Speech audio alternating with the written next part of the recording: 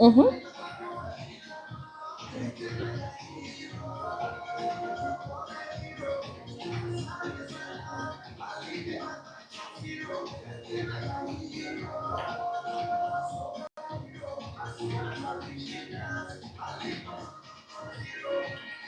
You see that?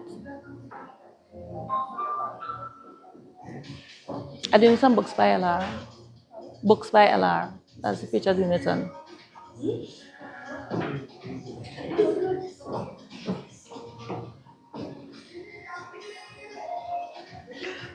Okay.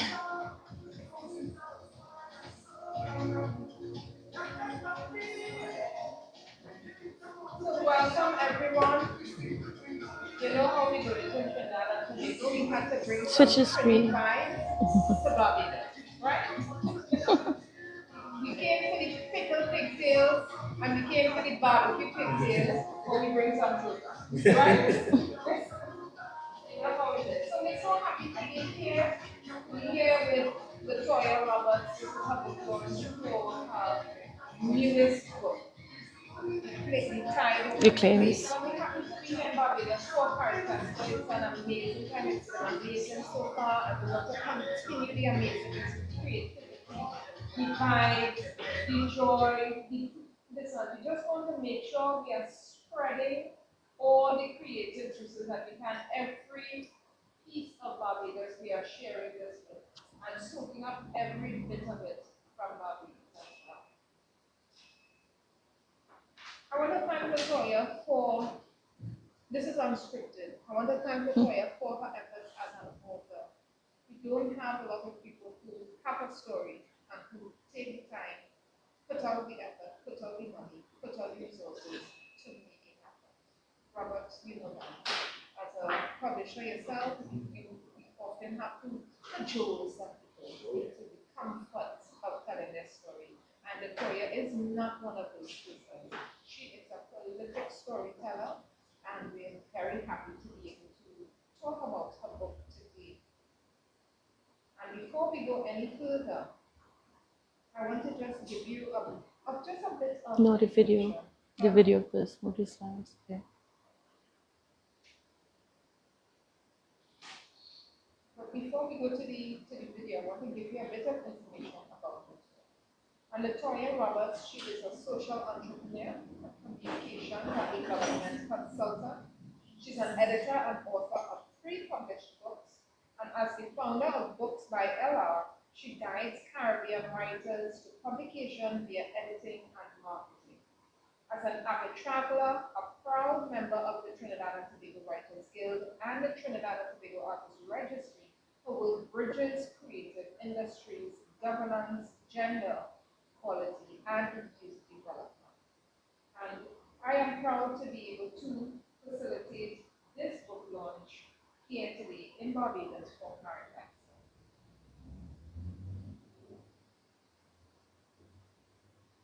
And of course, The video didn't play? none other than There's a play video. There's a play icon. Come join me at the launch of the Tide of Grace. This event focused on the hopes and dreams that I had for the book.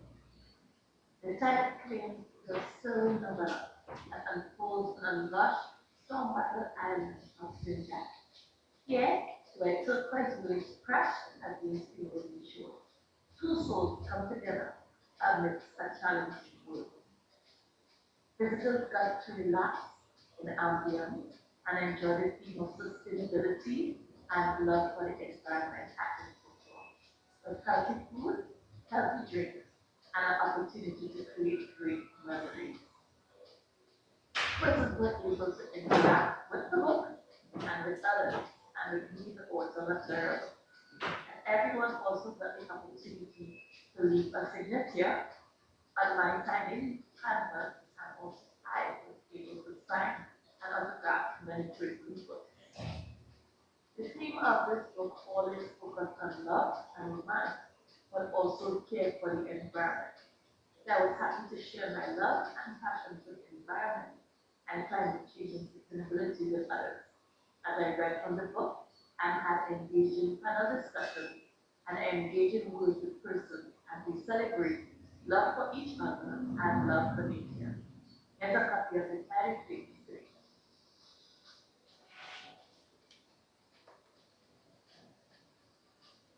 So that was the Trini launch. She's doing it regionally. And of course, myself, I'm the president of the Trinidad and Tobago Writers Guild, and without any further ado, we want to launch any conversation with Latoyaa. Good morning, everyone. Thank you for joining me today. So I want to start this conversation by definitely reading an excerpt from the book. I decided to read today, chapter 8. Chapter 8 is titled Shifting Sands. So just context of the book. The book is about a young lady and a young man. Megan is a young lady who studied marine biology, so she lived abroad.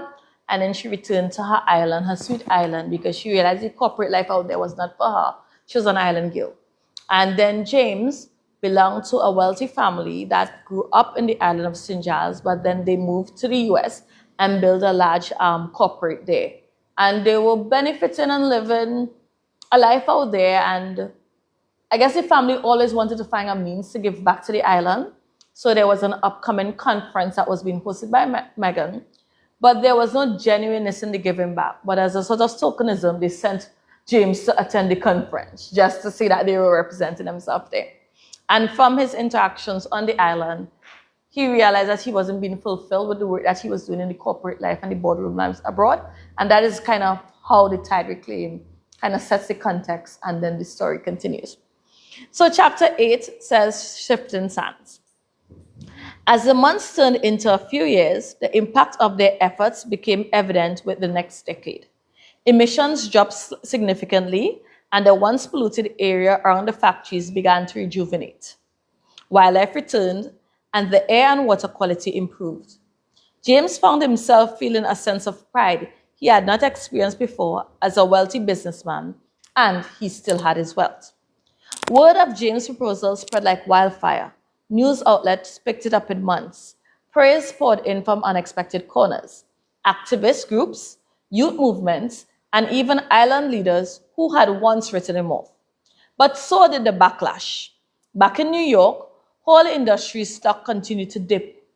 Investors demanded answers. The board scheduled an emergency meeting, and this time they summoned James in person.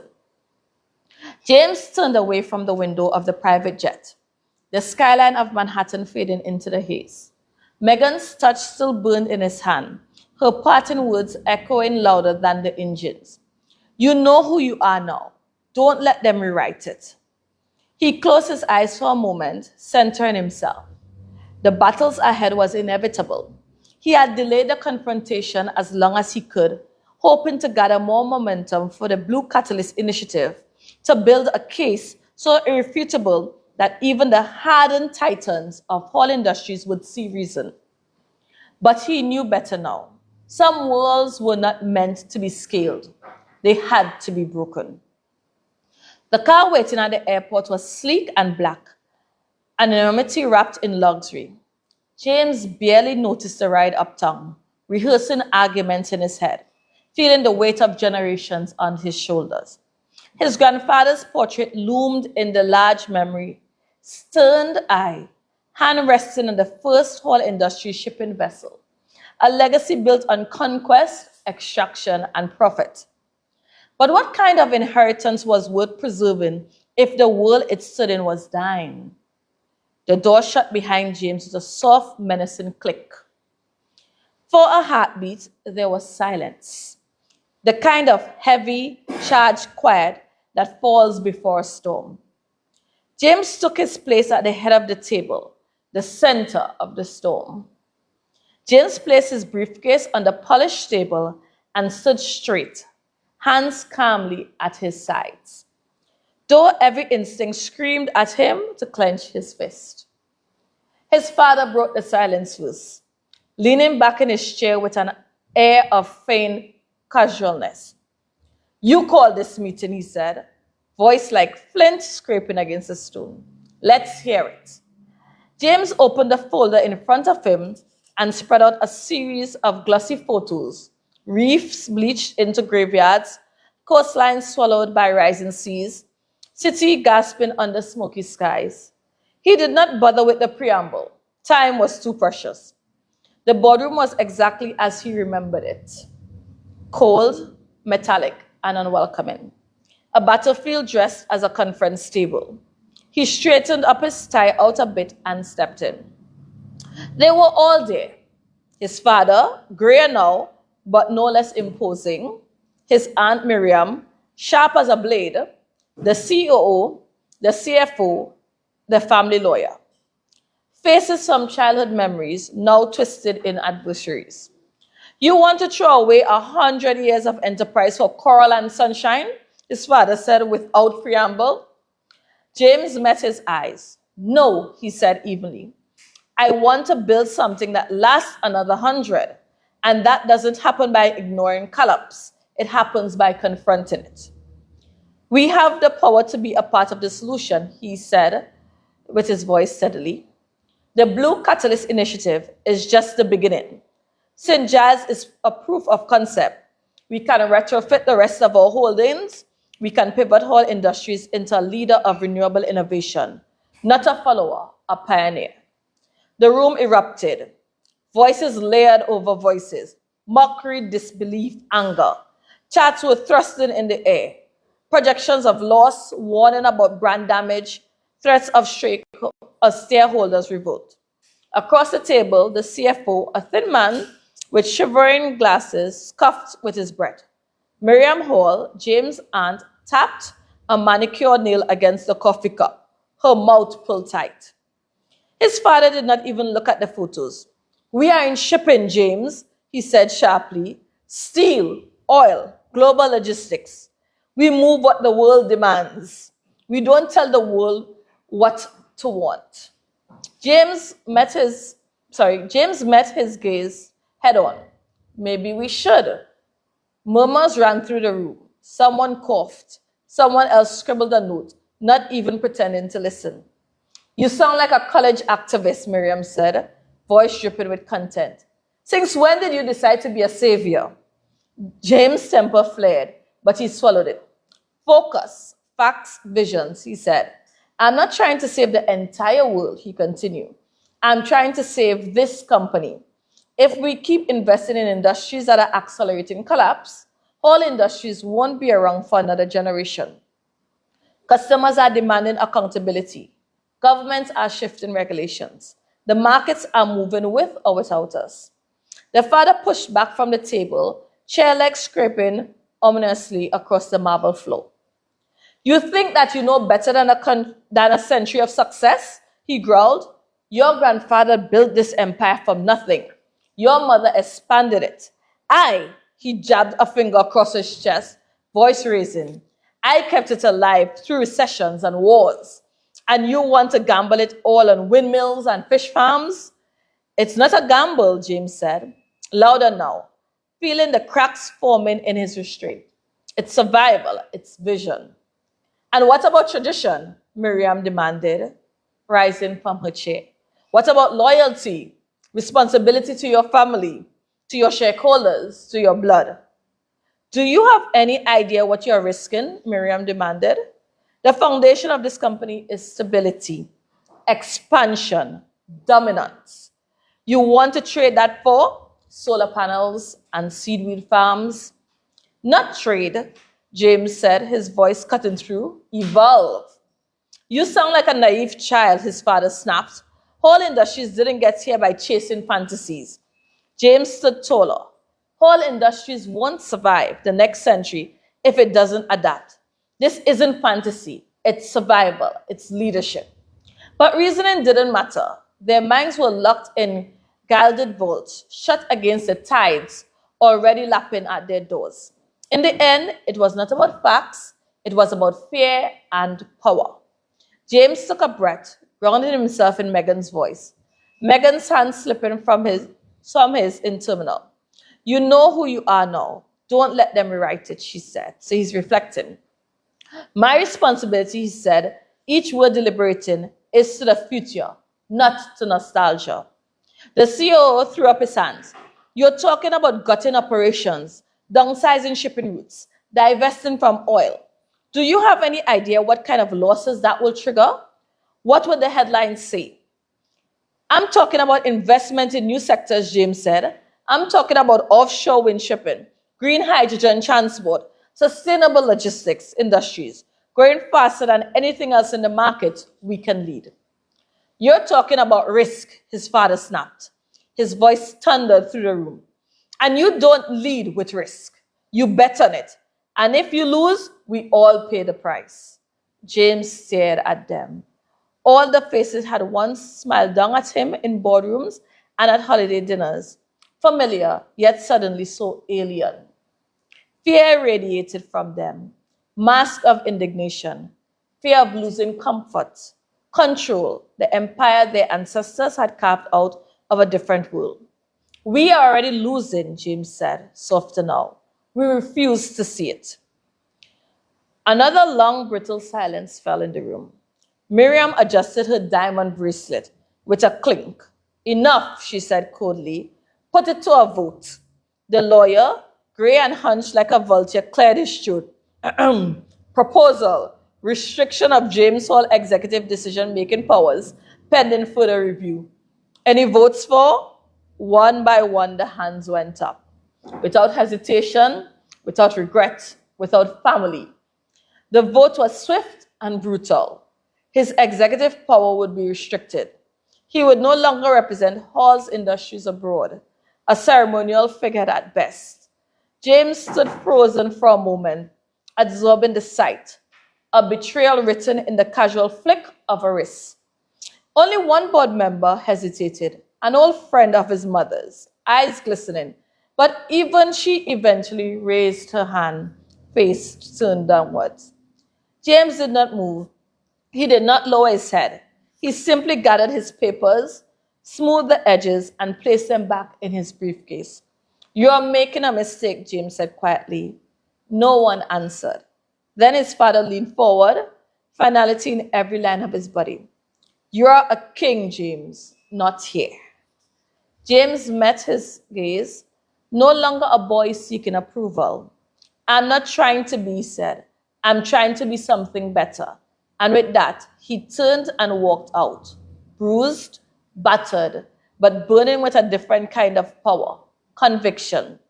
James walked out of a penance written in his bones, his legacy fractured, his name tarnished within the halls where he once ran free. So that's the end of that chapter, where after spending months in St. Giles and he converting his ways and his beliefs, he went back to the family to report of new ways in which they can diversify, how they can invest. But they were so stuck in their traditional ways that they didn't see that these new industries, these new renewables could still earn as much money as they were having in the traditional.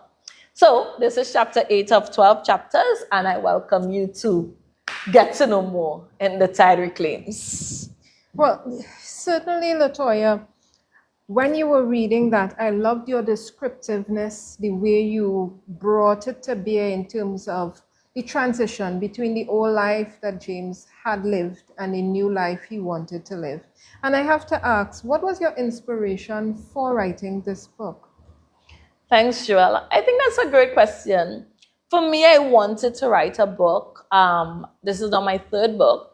So I was thinking of different thematic areas in which I could write about. And I said, maybe a romance novel might be cool. But I wanted romance with a twist. I just didn't want boy meets girl, boy love girl, happily ever after. You know, there needs to be some kind of conflict or tension. And when I looked around me, I said, well, you know, climate change is something very pivotal. It's affecting everybody. It's very dense and hard to understand and appreciate. And a lot of people get turned off by it. So I was like, you know, if I insert it as an underlying theme within love and romance, if you love other people around you, why not love the environment too? Yes. Is this something that you yourself are interested in, or did you have to go out there and do, actual research and really excavate this topic, or is this something you're already into? Well, I wouldn't say I'm an expert in any way, but I do work within the development field. So I do work on projects as it relates to the communication aspect of climate change, thinking about the environment, the oceans, etc. But in preparation for this book, I really took the effort to understand what are some of the key debates, what are some of the key issues. So I spoke to some of my colleagues, very technical, very technocrat, very policy making. I was like, people don't want all of that heavy talk. And then I also talked to a few community activists to get their side of the story, to understand what they're thinking about it. And I was like, you know what? I could find a nice blend where I could mix the policy with the grassroots issues on the ground and find something that is easy and palatable that persons could read. Because I did look at a few videos, read a few book reports, etc. But I still want something relatable that person could say, aha, this is what I mean by climate change. Aha, this is what I mean by the oil industry damaging the environment and what are the solutions that could happen. So I think it was finding a middle ground and breaking it down for the common man. Mm-hmm. From your experience as an author, as a writer, and looking at climate change itself, does this packaging, this method of storytelling and easing this very dense, topic that nobody really wants to hear, is this one of those ways of easing it in? When you get medication as a child, they put a little honey in it, they put a little sugar in it and say, you want something sweet to drink? We give you a little, have a little sweetie, but there's something down in there. Yeah. So is this one of those things, this Caribbean style medication that you're giving us, a little sweet with the, with what people usually want to avoid? I think so, yes. I think so. I definitely think we need to be honest with the people. A lot of the people not going to read any big reports that explains how much degrees of heat, and you just want to know, okay, I used to long ago see birds come in and be by this flower, but now anymore it's not there. And okay, as a result of climate change, these things are happening. So I think by really having this book in a very simplified way of explaining a lot of big issues, it really helps people to absorb and understand that a lot of these common things that you take for granted would not be there anymore. And these things are happening because of consequences of our actions and us refusing to change our behavior and attitudes about the environment. So yeah, I've given you the bitter thing, but I definitely want to sweeten it up and make you enjoy it. And I have to ask, is there anything in this book that people can walk away from, to say from, a technical side of it, an educational side of it, are we going to walk away from this book? No spoilers, right? But we're going to walk away from this book having a better understanding of some of the underlying issues of climate change. I mean, the romance part, we're going to get into the heat of it, because Caribbean people, we like a little spice, right? Yes. But what we want to know, and listen, we also have Mr. Erotica here. He gets into some very dim corners, not dark, right? Yes. More heat, I suppose. But does this book allow us to walk away, the man on the street, walk away with an understanding of climate change and some of the topics and some of the sentiment and perhaps some of the things we can do to, rein climate change back in? Does this book do that from your perspective? Yes, it does, because the book centers around people in a community in a fishing village called St. Giles. So I'm originally from Tobago, and St. Giles is actually a small island off of Tobago. So I recreated the setting there of the fisherman who used to go down by the bay, but he's not getting enough fish anymore. From the village piper who used to get certain odd jobs around the village, and now he can't get it because people say they have no money. And within the setting of the book, there's a chapter where there's like this town hall. And I see all the characters from the community come in. So you have the rich person, he explaining what he wants and how he could benefit. You have the poor man explaining. You have the marine biologist who's explaining. You have the policy maker. We even have the little child who's explaining how they're affected. And then within the book, at the end, it gives solutions. Where St. Giles created this thing called the Blue Catalyst Initiative. And by the projects, the demonstrative projects that they were doing, eventually they were able to convince other islands to come on board and attempt some of these projects that were successful. And the book is really honest in terms of, in the book, I highly stated that there are projects that are going to fail. So James put out money, hurricane, come wipe down this. And next time they did something else and it was destroyed. And that's why some of the naysayers and some of the village leaders wasn't interested in their work anymore, because they felt as if they did things over and over and it wasn't getting solution. So I was very real to let you know that some things may not work out, and it shows the vulnerability of us being in the Caribbean and about our real life context. But I also drew project examples of things that were successful and they were able to scale it to the other islands. That's an excellent point. You know, when we look at climate change, especially for the Caribbean, we're not one of the major contributors to, CFCs and to greenhouse gases and so on. So we're not a major contributor to the fact that we are experiencing climate change, but we are paying the big price, Yes. right? The big ticket items are at us right now, right? The rise in sea levels and all of that. And we feel like, it's so heavy, it's so serious. And we have those who don't want to acknowledge it, actually think it's a myth, right? We finding another way to get the money out of the pocket and to tax them. Yeah. What do you say to people out there, the man in the street, right? Who is saying this environmental thing, and this no littering thing, and this climate change, this thing real? What do you have to say, especially as an author? Talk to the man on the street about this topic that is near and dear to your heart in terms of getting their awareness and their understanding on a very basic level about what we're talking about. Sure. I think this message, when I was writing this book, I asked my 16-year-old, would you read a book like this? She's like, well, yeah, once it have bacchanal and it have juice in it. So my word to people is that you're living your life. You're here on this planet. You are going to impact the planet. The same way you want to find love, you want a family, you want to grow healthily, is the same way you need to love and care the environment. So you're looking for love, you're looking for growth in your life, you're looking for success.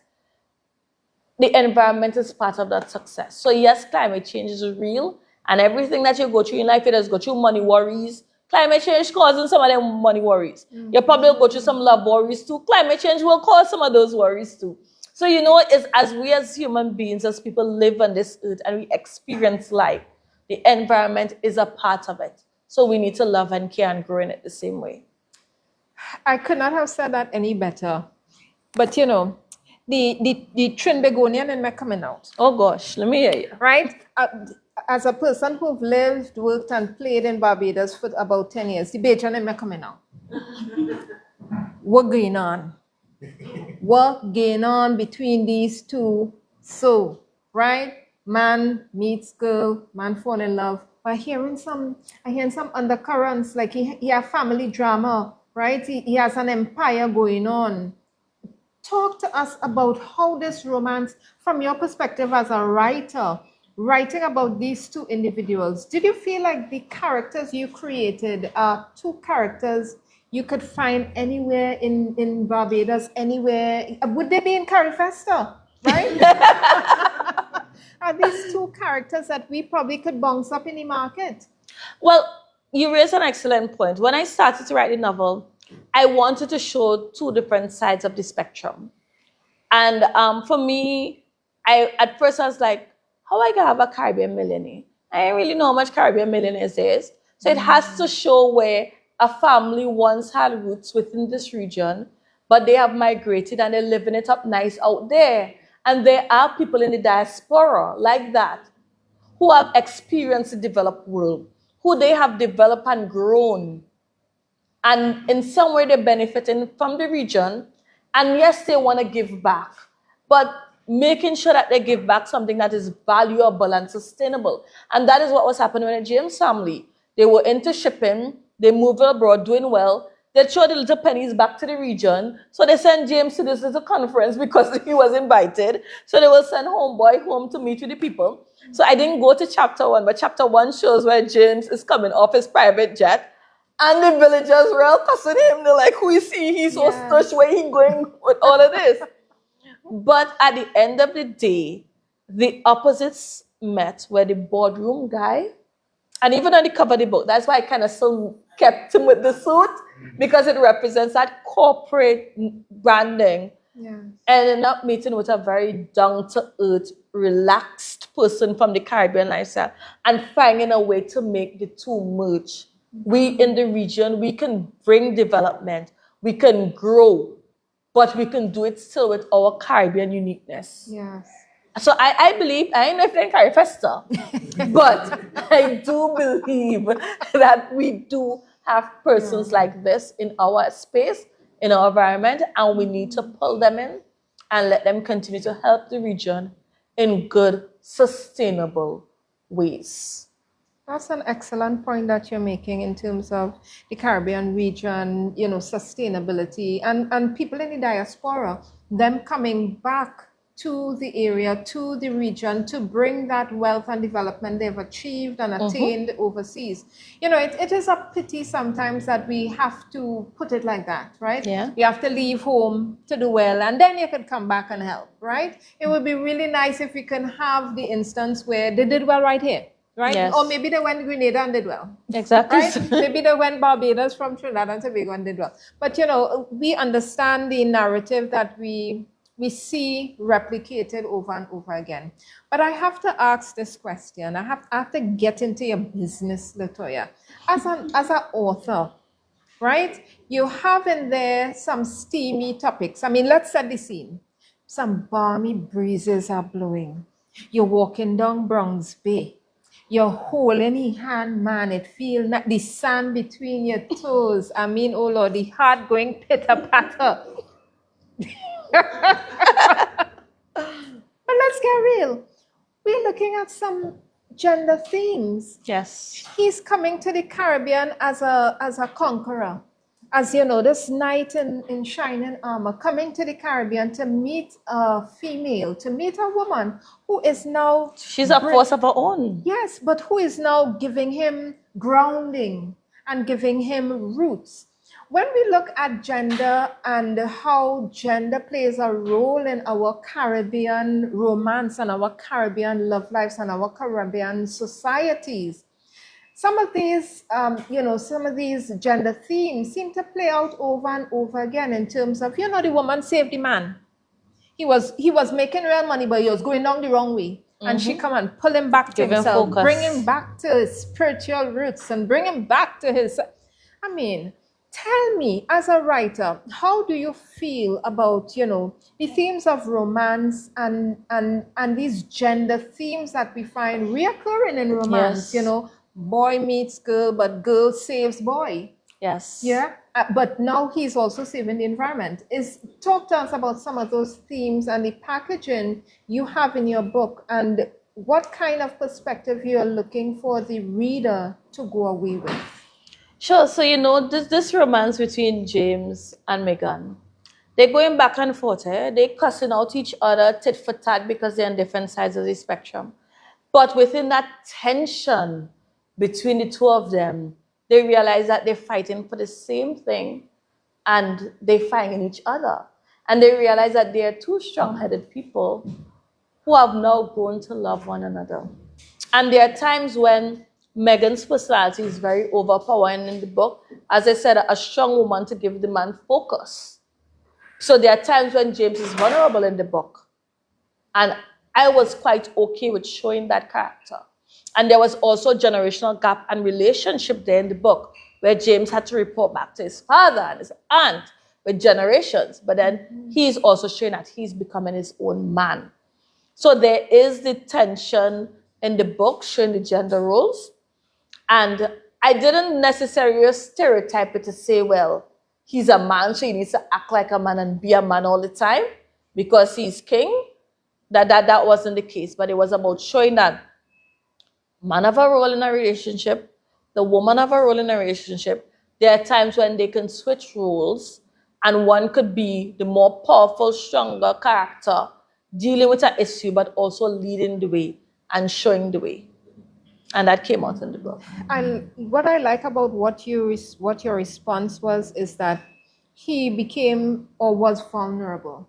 He was not, this toxic, this entire epitome of toxic masculinity, beating his chest. I am man, I win, I went away, I come back, I want a woman, right? Like, no caveman here. Yeah, no caveman here. This is, somebody who is tapped into his emotional intelligence as while he is doing for the environment and making a living for his family and Yes. continuing to do so very successfully. And I would ask, if we had a bit of James in all of us and a bit of Megan in all of us, tell us about what are some of the themes in terms of the Caribbean's role in climate change that may be underestimated and that we ourselves, with our bit of James and Megan in us, can do in our very small or big communities, very small spaces personally, but very large spaces regionally, internationally, and nationally. What can we do to help the environment and to help climate change the situation on a very personal level? I think in the book, it really spoke to everybody being a part of the community and doing their part. And a lot of the demonstrative projects that were explained in the book was very simple things that we already know and we already do. The seaweed farms, the solar panels, the carpooling, the walking around the village and just making sure and keep the place clean, and reforestation and planting where you need to. And these are very simple things that we all know and can do. And the book shows that the little efforts that was happening at St. Giles, I guess maybe because of a small community, word of mouth and things spread. And the ideas then moved on up the islands. And I believe we in this region, if we keep adopting what the good practices that everybody is doing and replicating them all over the island, you don't need millions of dollars to invest. Yes, we understand the big issue of climate change. Again, as the developed countries, they're the ones with the emissions, etc. But we can still do little projects that are going to help us in our pathway to keep sustainable, to keep preserving our environment. And the book really explains small demonstrative projects that they did that was able to feed the community, was able to help the community stay sustainable. The piper get back his little work that he used to be doing to survive. The fisherman felt more comfortable because he didn't have to risk his life going out to sea now because he was farming nearby in fish farms, freshwater fish farms, etc. So there are projects that we can do in the region, and we are doing it already, but I think it's about magnifying it and scaling it. Mm-hmm. I like what you said about the fish farm because I'm, my imagination ran away a little with me and I felt that perhaps they will get in some flying fish, right? Probably. I felt perhaps, I feel perhaps it's a Bajan and a Tobagonian fisherman and everybody getting good amount of flying fish, nobody vexed with one another, everybody cool, right? I feel so. I just have two more questions, but before I ask those two questions, I have a question to ask. We've been talking about small projects, things we can do on a personal level, but I'd like you to identify something that you, from your perspective, as an author, as somebody who is into development, a Caribbean person, an author, what is one thing? Give a suggestion if you were talking to the man in the street, the woman in the street. Give a suggestion of something they could do that would be effective in their small or large spaces. Sure. This one habit I learned is actually while living in Japan. Mm-hmm. It's very hard to find a garbage bin in Japan because you actually have to take your garbage with you. You have to, so whatever you walk with, tote it till you get home.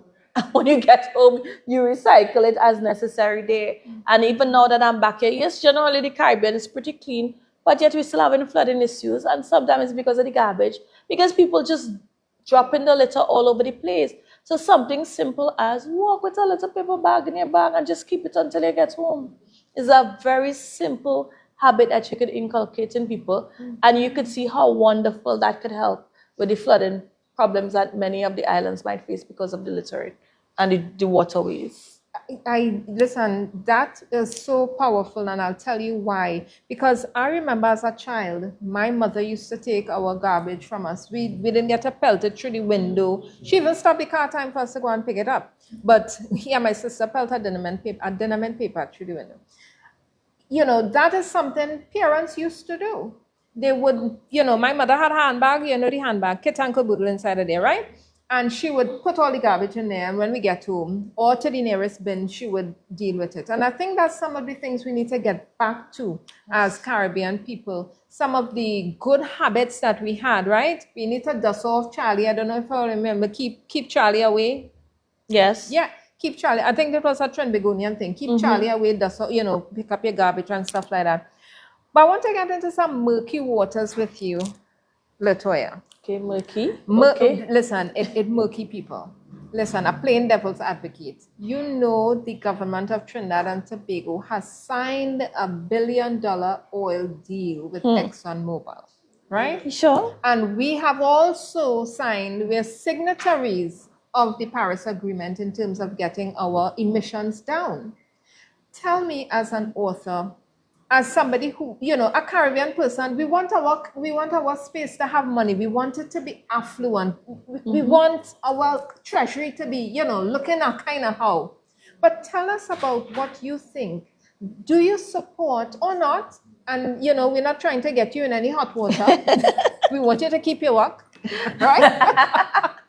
But tell us, in your opinion, what do you think of this move in terms of returning to non-renewable energy sources while we're still looking to fix the environment, you know, keep the garbage off the streets and to go into renewable energy, solar panels, desalination.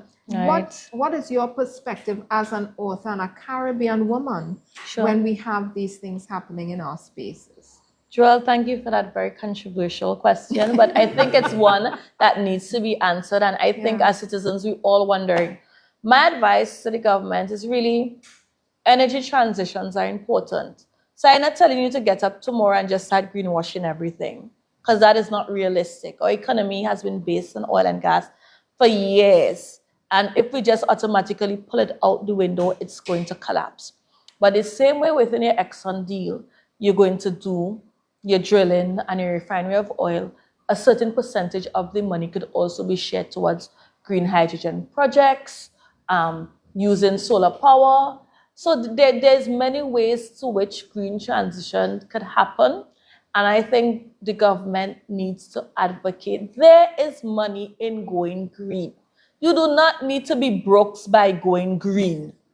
So we need, I understand that you're transitioning and oil and gas made millions for us, and there is reasons why, but balance your transition, balance your balance sheet while you're transitioning, and we will be quite fine with that. There are a lot of countries that are living very green, sustainable living, and they're still developed. Yeah. So things when going green, actually most of the time, people who actually going green, you kind of think of them as being more rich and affordable societies anyway. So made the initial investment to go green. So while they're transitioning and signing a lot of these oil deals, which are still needed, there is opportunity for that energy transition within those deals.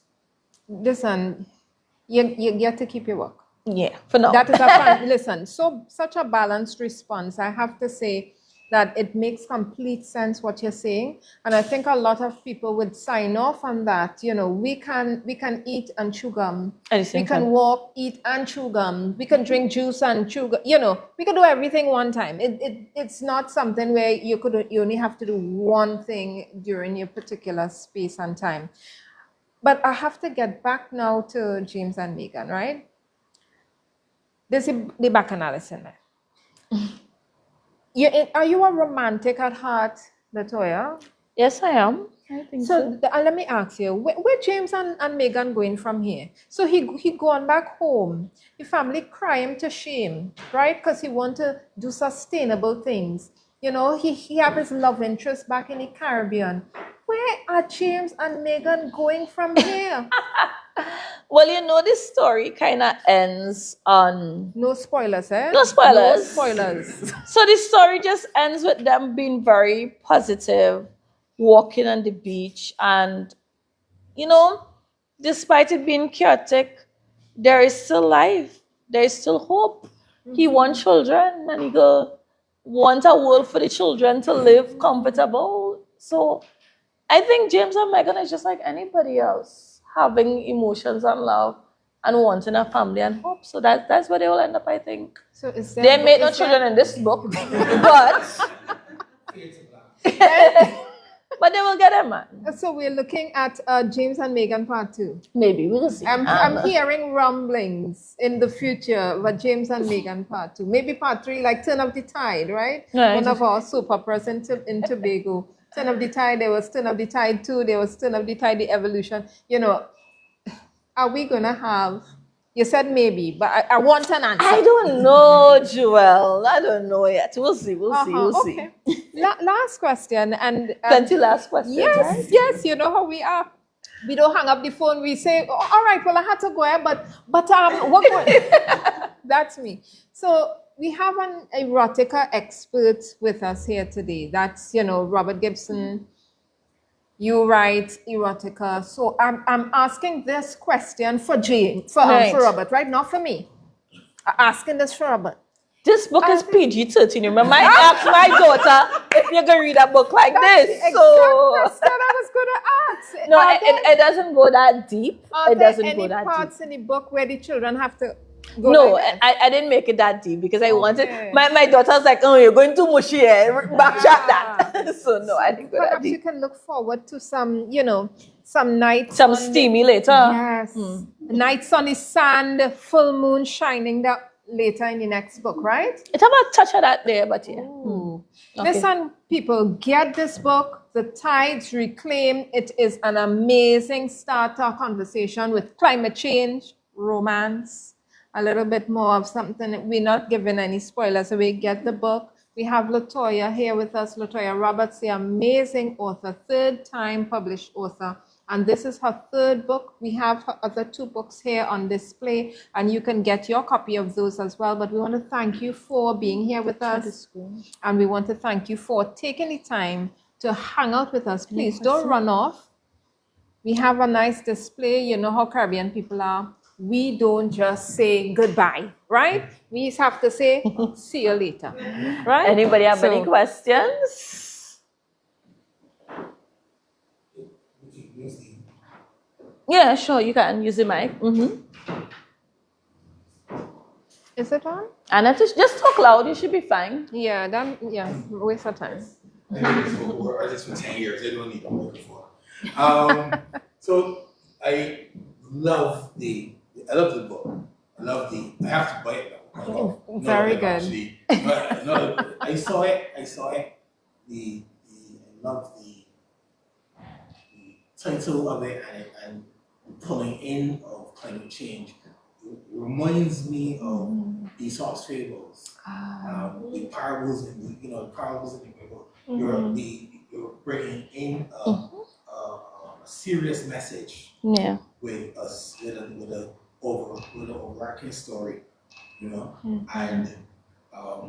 I like the idea of teaching about climate change. We hear about our Prime Minister, money all over the world talking about climate change, and we as a community of Caribbean people, we as was stated, we're bearing the brunt of other people's issues. Yeah. It's hot. Correct. It's too hot. Why is it so That's hot? Why you wake up in the morning and instead of it feeling cool, it feels like in an oven between But what I like that. I like it seems to be an easy read because, as you say, your 16-year-old daughter wants to be able to read it. You know what I mean? And so I'm excited because as an author, as an author myself, as a producer, as a publisher, these are the kinds of stories. These are the kinds of things that we need to do with our stories. Yeah. You understand? Art is social commentary, so to speak, right? And back in the day, in African traditions, the griots, the people who told the stories, the oral tradition of telling stories, we are telling our stories, and I encourage you to continue doing it. I am really impressed. And so I'm looking forward. I got to go and see if there's ATMs around so I could get some money get rested. Listen, get through, Robert. We love Thank you so feedback. much, Robert, for that. Yeah. Anybody else? Questions, comments? Sure. Done all right? Nice to have you. Glad to hear. You mentioned your daughter. Any consideration about writing a book for young adults or teens on the same topic, not necessarily related to romance? Just Right. explain to them what can change and how they can benefit from it. Fiction, but realistic. Good perspective. I didn't think of that initially, but yeah, why not? I believe more literature and information that we have to share to our young people, it helps. It helps. And for me, this was good because she doesn't really like English and she doesn't like to read. But this was mommy's project, so I had to get her to give me feedback as I worked on it. And so I see it as so much company that could be used sometimes in the classroom, just for hobby. I think we really need to engage our young people in many different ways. So yeah, this is just one medium. So there's a possibility. Thanks for that idea. Yeah, I mean, it's these forums that provide us with some of the ideas we're going to leave CARIFESTA with and go back home now to churn into some, some sort of creamy Yes. butter, right? And make something that is going to be not just economically viable for us, but it's going to benefit us as a Caribbean. Yeah? Anybody else? Any questions? Yes, of course. Go ahead. Yes. What inspired the cover? So covers of books draw me in. That's how I end up buying a book. Yes. Even if I don't know anything about it. So what inspired the cover? I know you spoke about the suit. And I love this guy in the suit on the beach. And then you roll it up. Yes, and it still looks good. But what inspired the cover? I love it. Sure. When I thought about the title of the book, I said I want to maintain something Caribbean centric. So whether we like it or not, I'm into comms and marketing. So whether you like it or not, if you want to maintain Caribbean centric, you kind of need to put the sun, the sand, the sea. I just been honest with you. So, but I wanted to make it look a bit painting like a painting feel. So if you look at the leaves on the trees, etc., the like brush stroke painting. And then, well, I maintained the characters looking very Caribbean, like in terms of color, look, feel. And for me, coconut trees are really good. And then because the book has to do with the tide reclaims, the book's title is symbolic to say, well, no matter what, the earth, the environment, it's sustainable. It will come back and take its place. So I felt as if having this scene in the backdrop is symbolic to that. Yeah. And I really wanted to maintain a very barren, untouched, unspoilt kind of beach. So no commercial beach chairs and all of that. Keeping it very pristine. Yeah. Yeah. Yeah. 2 questions. How long did it take to write? Sure. And from a publisher's perspective, who did you do the cover? Right, sure. How was it done? I don't want to pull in, you can get to a whole other conversation, start pulling in the AI. If we start pulling in the AI construct, Right. this is the life we're living in. Right. I just came from listening to people on TikTok finding ways of poisoning the air construct so that Really? they don't steal the artist's work, right? So Right. there's a whole thing where they inject something into the art so that when the AI tries to scrape it and it poisons the construct. Oh. So, Wow. So I wouldn't want to get the AI aspect, but was it something? Well, it doesn't look generated to me. No, for it's sure. not.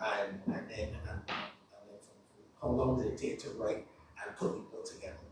Sure. So I began this project last year. So I'll take the whole process. It took me a year. It took me a year because I have a busy working life too. And I was also waiting on feedback. As I said, my daughter was kind of part of being my beta reader kind of thing. So yeah, it took me a year to do this project. But generally, I think doing a book within a year to 2 years is a good enough time. I don't believe in spitting out books like every 3 months is a new book kind of thing. And I know a lot of people are using the AI to get them there with that. But no, I'm quite okay with taking a year to produce my book. In terms of the cover, so I conceptualized what I wanted on the cover, and I worked with a local graphic artist. So big up Abigail. Abigail, thank you so much. So we went back and forth, and then I also sent the options to my daughter, and she was like, no, let's go with this color. So I think it was like a team effort, but I knew things that I wanted, what the look and feel that I wanted. And even when it was time to print the book, I chose, if you feel the texture of the cover, I chose this texture cover also. So I was very intentional. I think I was really very intentional with the overall look, feel, impact that I wanted for the book. But no, not AI. I do believe there's a time and place for AI, but I didn't push AI for this process. And I'm not against writers and persons who want to use AI for their work, but there needs to be a level of balance. And at the end of the day, the human still has to have an input. We still need to generate some of the ideas or the concepts, and then let AI smoothing it around. Yeah, that is funny. We'll talk short afterwards. Yeah. I got Listen, stories. I wanna put on. Jama. Sure, go ahead. So, you guys spoken before. I previously wrote stuff I never. Do you think there's enough support, guidance, etc., to say I wanted to decide to publish my book? In Caribbean, do you think there's enough support for young writers, or artistic people in general? How would you point someone to find these resources? Come to the symposium later. Yeah. Great question, Jamal. And we are on another panel this afternoon that speaks about, restricting the canon in terms of independent publishing in the Caribbean. But what I'll say is that thankfully technology is there. You can Google stuff and see different people's processes. Some people journey their whole writing process with vlogs and with blogs, etc. Or you could find websites, but do take your time and really research who is best for you, because I still believe a writer needs to be able to match your writing style. Like, this is the erotica man. If you want erotica, That's right. you look to him for it. I'm not necessarily, like romance, yes, but erotica is actually different from just a simple romance book. But there's a lot of resources and information out there. Start with your local libraries, start with different community writing groups, because they exist and they're popping up so much more. I think COVID actually regenerated a lot of creative process in a lot of people. So there are a lot of small communities that are doing a lot of writing stuff, a lot of poetry stuff, spoken word stuff, and then independent publishing is out now. So traditional publishing is one route, but there's independent where you can do it all on your own, and then you finally publish with Amazon or with InstaSpark or many others, and then just talk to your local printer to print locally if you desire to do so. Yeah, I have to say, for your question, Jamal, come to the conversation later. 3:45, putting in a plug, 3:45 to 5:15, we're going to be talking about some of the support and whether it's missing and what is needed. But I have to take off my interviewer hat and put on my literary publicist hat, because Sure. I have to ask you, as an author, how is it going now that the book has been published, right? You press publish on Amazon, your book ready, you're ready to sell. Tell us about your from publishing to book marketing process. What's happening now that the book is out and you have to do events like this to push the Right. book, a book launch, right? To get people to see that the book is there, to raise the visibility of it. Tell us about that, your journey, the process, and what's to come. Excellent question, Joel. A lot of people often feel as soon as you write a book, that's the end of the road. I think writing the book and printing the book is only one half of the process. But then there's the marketing and the life of the book that goes after. And ideally, in a good publishing span, you kind of want to run that book for about 2 years. Actively engage in the book for about 2 years. So yes, I had a full 6 months marketing plan for this book. So it included doing radio interviews, TV interviews, newspaper articles, having a physical book launch, as I showed you in the opening video. And then it also Attending includes CARIFESTA. exactly attending CARIFESTA to get that Yes. regional impact in terms of my work. And then also partnering with local independent bookstores.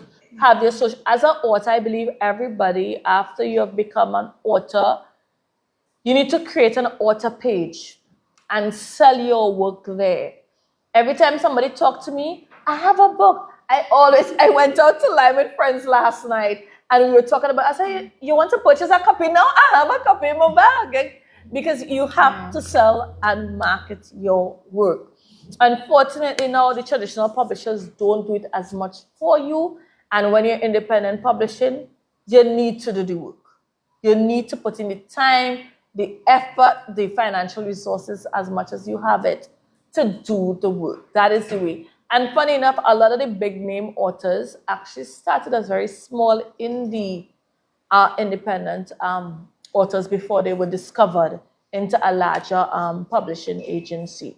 So you have to do the work, Joelle. You Yes. have to. That's why I here sit down talking to you, because you're doing the work with me. Correct. Right. You know, I'm glad you mentioned about starting as an indie author / independent author and then going into the traditionally published route. If you want. If you want, you know, that's a lot of authors are asking that question now. I started as an independent author. Does that mean nobody will take me on now? Does that mean I can't become traditionally published? And let me just, you know, say that it is a route you can flow between both very seamlessly. You just have to know what you want, right? And I bring up an example, a great example, I think, in Kevin Hossain, an author who started as an indie published author. He published his first book by himself. And, you know, he realized how much work he had to do to market and push it. And he said, you know what, I don't want any part of this, right? And he got an agent. So then again, you know, we talk about this whole publishing process and the whole machine and the business of being an author, entrepreneurship as it will. And no more spoilers, come to the panel discussion this evening, Yes. 3:45. Your last, addendum to your last point. Yes. Anytime anybody asks that question, tell them to Google Colleen Hoover. Colleen Colleen Hoover. She's Oh. an American. Hoover? Yes. Very She's good. an American author. Mm-hmm. I wouldn't go into why I don't like her work here. Mm-hmm. But she started as an indie author and then got discovered. She sold more copies of her books than my books sold. I Wow. like that. Like, she's really, really big. She has a whole group of followers, etc. Before we go off, there's another question I want to ask you in relation to romance novels. Because romance novels are seen sometimes as a stepchild in the literary world. So I found it interesting that you chose to go the route of romance in this context of your book. You explained you married it with a serious topic of climate change. I also heard what Jewel said and what you said about not, you know, having a second one in the series. But how do you view romance in the context of the Caribbean literary canon? Do you think it's something that we need to do more of? Because as far as I'm concerned, there's a dearth of romance novels written by our people, Right. our stories. So what is your view on that? Well, once you're independently publishing, you can do what you want. So that is why I took the route of doing this. Secondly, I do think that Caribbean romance is rich. The way we the suits a lady, court. I guess the bedroom vibes has been a different level when we put it in with Creole. So I think this is a part of our natural life. The same way how you can express yourself with your Caribbean food, you're expressing it with your dress, you're expressing it with different cultural elements. I think there is a space for Caribbean romance books. Writing books for the Caribbean people shouldn't just always be about historical things also. Free chicks. Caribbean books do not always have to be about historical. Every time I go to a bookstore, I can find like really, really cutesy Caribbean books. Yeah. Yeah. But we a lot of people like to watch romance comedy movies and stuff. So there are Caribbean elements to it, and there's nothing wrong with writing books like that. So I appreciate that. Yeah. If you want to know question from me, But I know that we follow each other on Instagram. Yes. So I wanted to know how big a role does social media play in your marketing plan for your books? And how do you view it in terms of other Caribbean authors?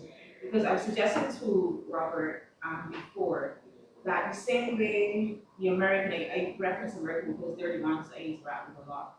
Those authors, they ask people to read their books, to send out art copies, to try to get the books promoted even before they're published. Yes. Do you think that more Caribbean authors, regardless of the topic or the genre they're writing about, should use bookstagrammers and book talkers in particular, even Facebookers, to help promote their book without trying too hard? Well, for me, I think that is important. So I've been honest. For me, I did work with 2 bookstagrammers for my book. But you need to find somebody, look at their content, look at their trends, and see if it aligns with your work. Some of them are very expensive because that's just what's going on now with social media, right? Influencers, they are very expensive. So you have to choose somebody who's aligned with your team. So this book is about love and sustainability and the environment. So I had to take my time and really find somebody in line with that. Likewise, so my book launch, I was very specific about the look, the feel of the theme of the book. So you have to research and see who is in line with you. But definitely there's a whole world to capture on social media. So I do believe that there is a place and there is a space in social media. And it's a useful tool, as I said. I think once you publish your first book, you should be creating an author's page. You should have a Google Reads profile. You should have your social media pages aligned with the book to promote the theme and the topic there. Whether you want to build, I know some clients that specifically produce pages for the book itself, while others produce pages for them as an author because they see themselves writing a series of books. So they're going to build a community and a following from that. So if you know you're in for the long run and going to produce a few more books, then you create an author's profile, an author's page, and you build a community and a following there. Yeah. Or if you think this is a one-off, like a legacy book, like somebody who writes like a memoir or a good legacy book, they might create a page just for that book because that is what they're going to do.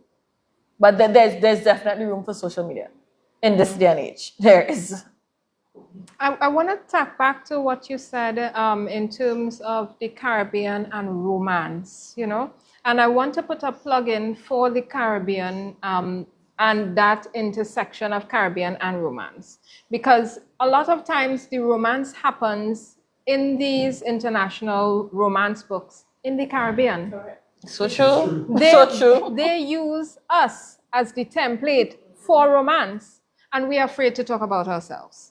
We are afraid to walk on the beach in the books. We are afraid to go on an island pool and take a glass bottom boat tour with you know, and woo the person with a picnic on no man's land. I don't necessarily say I'm afraid. I think the fact of the matter is we live here. So yeah, So it's normal. It's not exotic for us. That may be so, but I know a lot of people who don't want the church people to know that they're talking about. That's a different And conversation. that's what I'm talking about, you know. That's a Yeah, completely different a lot conversation. of us are rooted in religion and church, and even Well, if you don't go, and You don't want yeah, even though we don't go, you know, your parents go, your auntie going, your uncle is a pastor somewhere back in your roots. You don't want people to say, boy, you know this girl, she grew up a good girl in the community, you know. You know, she writes some kind of dish rag about some man and some. If you read it and the dip on the beach half naked, you know what I mean? A lot of people, they don't want it. They don't want it. Right, so a lot of people write in a pen name because they want to put forward their true self, but they don't want people to see it, right? And judge it. And Opinions work. And that's what I tell my own clients. exactly. But what I'm saying, don't be afraid to use our own Caribbean stories for the things you and all want to read. We all want to read a good romance, people eating porn and eating sauce and, you know, eating a good pilau with some coleslaw and having On a the good beach. lime. Correct. With On a the local beach. wine. Thank you. Nothing wrong Which with we that. will have later. So come later, 3:45. 3:45, we'll tell you the room. I'll take your number. because they just moved us. But you know, these are things that we as Caribbean people, it in us.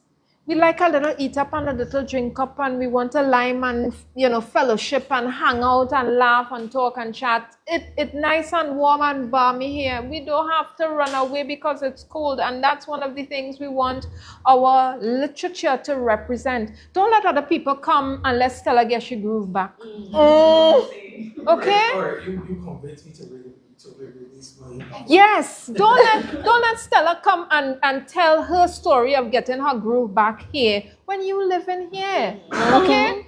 This is our life. You're going to work and you get to drive along the coast and watch the beach the whole way. While you're driving in the car with your spouse or your significant other, you're there holding hands and canoodling all the way to work and back. Right? Those are some of the things we talk about and happen in our life, and we want to make sure we are representing ourselves fully, wholly, and don't leave out any because you're afraid somebody say, oh Lord, girl, like she backslide, you know. Oh God, if you only know.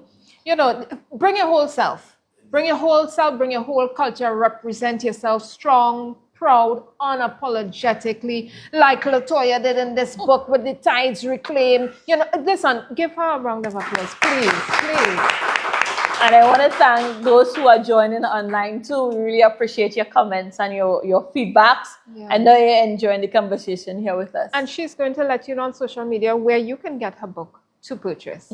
And with that, we want to wrap up. Yeah. So everyone, thank you so much for coming to the launch of the Tide Reclaims here at CARIFESTA in Barbados. To those online, those in the room, I think it was a healthy discussion. For persons who are in Barbados, you can get the copy of the book from me, or you can also go to the Grand Market. It's there at the Literary Market. So look forward to the support. For those who want to get it online, you can purchase it on Amazon, or you can also check my website, Books by LR, and I will contact you and you'll coordinate. Get your copies of The Tide Reclaimed today. Thank you. You know, we have to end with Caribbean music. Bye, everyone. Thank you, Yamin. Thank you, Joel.